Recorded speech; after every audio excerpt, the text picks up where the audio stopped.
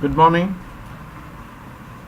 Very sad to know that one Indian professional called Mr. Srinivas from Andhra Pradesh was brutally murdered by a racist Adam Puritan in the Liberty land of United States of America.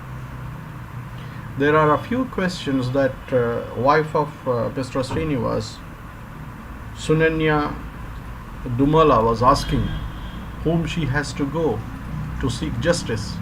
She needs answers. I think it is very difficult for any government in the nation in the globe to find a perfect solution for all this. The solution, I think, must come from within. It's high time that Indians in US have to think that they are under the mercy of the government of USA or their employers. Of course, we have to respect the sovereignty and rules and regulations of United States of America or any country, even for that matter Somalia. If you want to live there, respect their rules and regulations. But take no nonsense further. Now, until this happened, you introspect how many social issues Srinivas himself was a part of this, or Sunanya, my dear sister, were part of it. How many times they voiced out their anger, their protest, or actively participated when something bad happened to another repatriate Indian there. This is where we have to wake up. You are all well connected through social media networking for unnecessary purpose mostly. Now this is the high time that social media networking has to be used to build up a huge protest and showcase the whole hollow of that idea that US is built upon.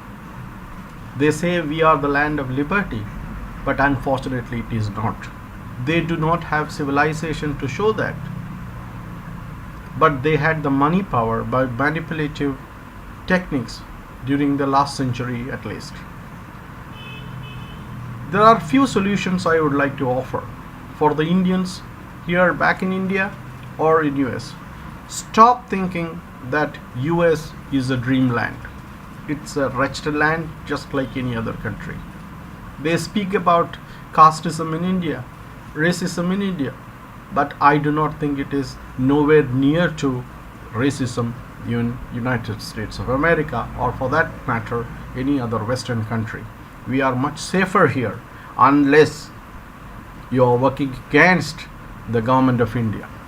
I repeat, every individual in India is much safer, and if there is a heaven on earth, it is India. Your freedom here is almost unlimited. But when people work against this nation, against my India, yes, the authorities may come down on you very harshly. That's a fact. But otherwise, we do not have racism as seen in the United States or in Western countries. The first matter is that stop thinking that outside India everything is rosy and United States or any other country, such country, the so-called rich country, where the reality is that they thrive on credit cards and bankruptcy, is a dreamland. Stop thinking that way. Even China recently last week had a report saying that they did a blunder by ignoring intelligent Indians over the last few decades.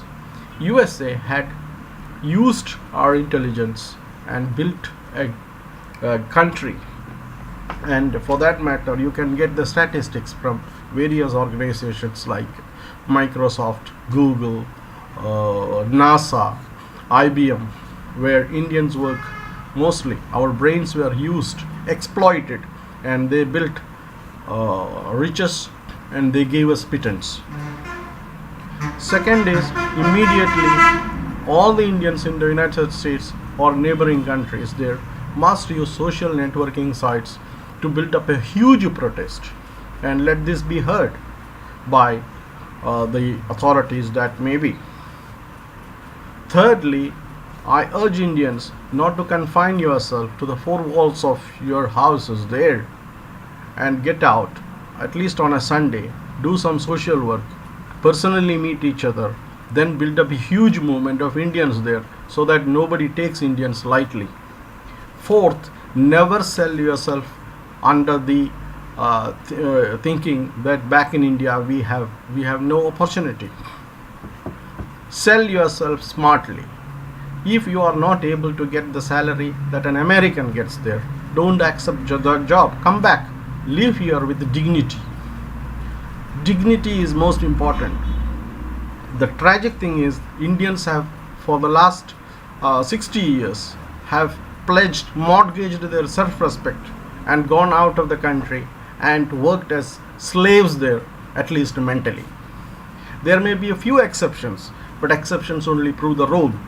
We can say that White House we have 5 people, Google is headed by an Indian. All this is just, I don't think it is a correct argument for this. A lot of us go there, work as slaves, and given a chance. 15 years back, I was offered a Canadian passport, almost at free of cost, by an Egyptian auditor there. But I did not want to go there because one of my well-wishers said the most precious thing, a precious possession of an NRI, non-resident Indian, is Indian passport. There is nothing to substitute it.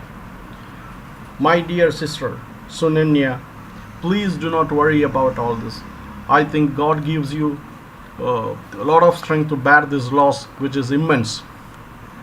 I do understand your dilemma, your predicament, your sad and sorry state of affairs. But please, you should be the leader now who will work for the dignity of Indians there in United States. Thank you so much.